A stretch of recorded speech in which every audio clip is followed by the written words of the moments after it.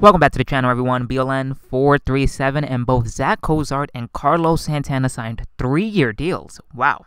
Cozart for 38 and Carlos Santana for $60 million, which, that's crazy. I can't believe Carlos Santana got that much money.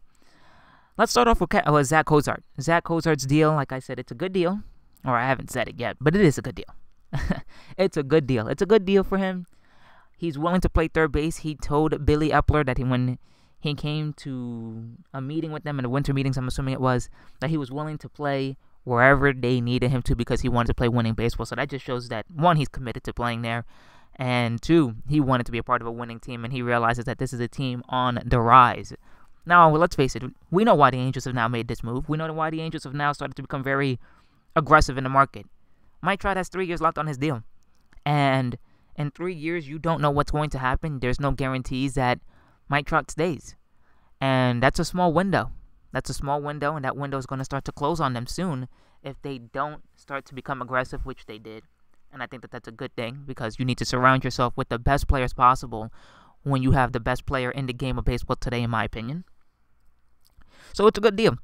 It strengthens their lineup, for sure.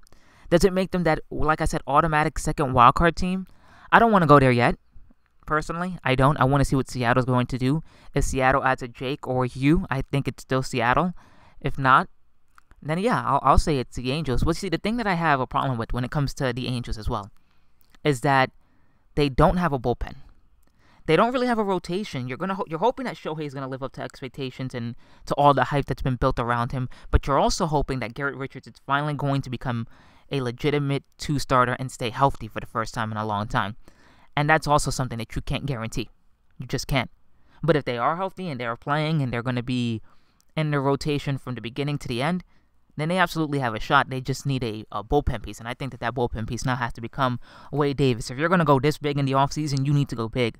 And you need to get a Wade Davis completely. He's a free agent. I don't think Greg Holland is going to go to any team other than the Rockies. The Rockies are very aggressive in wanting to get Greg Holland back, as they should, because he was solid for them this season, or last season. So, if I'm the Angels, I sign Wade Davis, and let's get this ball moving. Let's get everything going. Because I'm telling you right now, if they can get that big piece there in Davis, they can do something. They legitimately can do something here in the second wildcard spot. I would put them ahead of Seattle, and honestly, I would say that it's theirs. Because let's look at the wildcard spot for a second. Let's just talk about that for a quick second. You have the Angels, Seattle, potentially Toronto, not completely, but potentially Toronto, Baltimore, and the Twins, who won the second wildcard spot last year, and they're either going to face the Yankees or the Red Sox in the wildcard game. And the Angels have to look at their team and say, do we match well with the Yankees? Offensively, yes. Pitching wise, no. Do we match up well against the Red Sox? Once again, offensively, they're equal. Pitching wise, no. You have Chris Sale, who would probably be pitching that game against who? An Ohtani or a Garrett Richards? I just don't. I don't see that happening. And with both of them not pitching, or at least Ohtani hasn't pitched over 200 innings, but with Garrett Richards not really pitching over 200 innings the past couple of years because of injury, I just don't. I don't see it. I think they're going to be tired out by the end of the second half if obviously they don't get the right type of treatment for their arm and for resting. So we'll see. We'll have to see where the Angels go for right now. But I think they need to get some guys that can eat some innings up, and they need a dominant closer to shorten up those games so that way Ohtani doesn't have to throw that many innings, and so has Garrett Richards. So that remains to be seen. Now let's talk about Carlos Santana to the Philadelphia Phillies. Carlos Santana to the Philadelphia Phillies. Solid move. It's one of those moves that I think he's going to be that bridge to the younger talent. He's going to teach the younger talent. He's going to be a really big influence in that clubhouse. And I think that that's why they brought him in. Because I don't believe that Carlos Santana 3 years from now is going to be as good as Carlos Santana is right now. I think 3 years from now, Carlos Santana will be a decent bat. But I believe Mike Franco has to perform up to expectations. Odubel Herrera has to perform well into expectations. Vince Velasquez, who's a pitcher, needs to live up to the hype that Vince Velasquez has been given every year. Every year I hear Vince Velasquez is going to be great. Vince Velasquez is going to be great. And the only guy that's really come out of that rotation that's been solid is Aaron Nola and Jared Eichhoff has been solid. I've seen glimpses of greatness in Jared Eichhoff. I have not seen it in Vince Velasquez. I haven't. And I'm going to be honest. I just haven't. So when people say that this Philly team is there's something special, yeah, there can be. With Cito, I believe it is, Sanchez, their prospect, their best pitching prospect, with El Dubo and Michael Franco, yeah, they got a team that can do something in the future. But you see, the thing that scares me, Kepler being new to this managerial thing, and Michael Franco and El Dubo Herrera, after having seasons where they seemed to progress little by little, kind of went down last season. And I don't know if that's the real Michael Franco, the real El Dubo Herrera, or are we going to see them get better?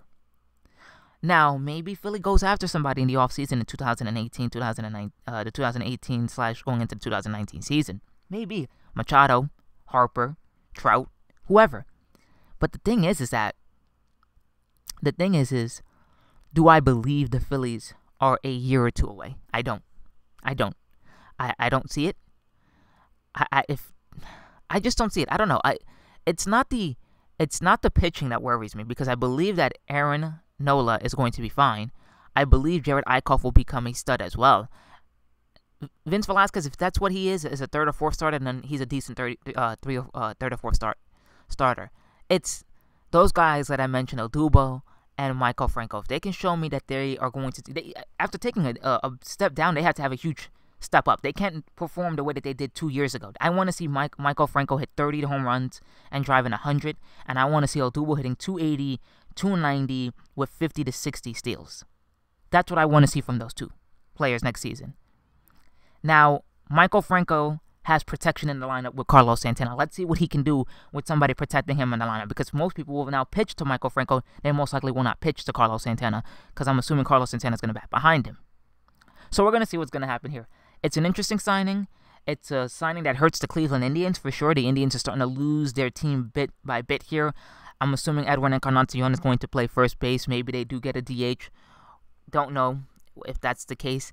If they do get a DH, I can probably see Jay Bruce coming in and DHing, and they'll have Chisenhall at right. You have Michael Brantley, if he can stay healthy, out in left field. Jason Kipnis in center, or whoever they want to put in center field. To me, you sign Austin Jackson back, bring him in, let him play center field, put Kipnis back at his position in second base, and get the ball moving, because the Cleveland Indians just lost a big bat. And Carlos Santana. They really did. And that hurts. So those are just my quick thoughts and opinions on both of the signings. I do like both of them for different reasons. I like it because I believe Carlos Santana can become a useful veteran for the younger players to kind of rally around and see how his approach is and see what he does that makes him consistent on a day-to-day basis. And Zack Cozart, he can probably hit 20, 25 home runs at that ballpark. He's going to be a good run producer. He's going to do a lot of things, and he's going to be versatile. You can use him at third. You can use him at short. You can play him at second. Maybe the outfield if you want. So, good signing overall for both teams, and I think it's going to be a good move. So, you guys like this video, make sure to leave a like down below. That would be greatly appreciated. Comment as well. Let me know what you guys think about these signings, and subscribe if you are new. And I'll see you guys in the next video.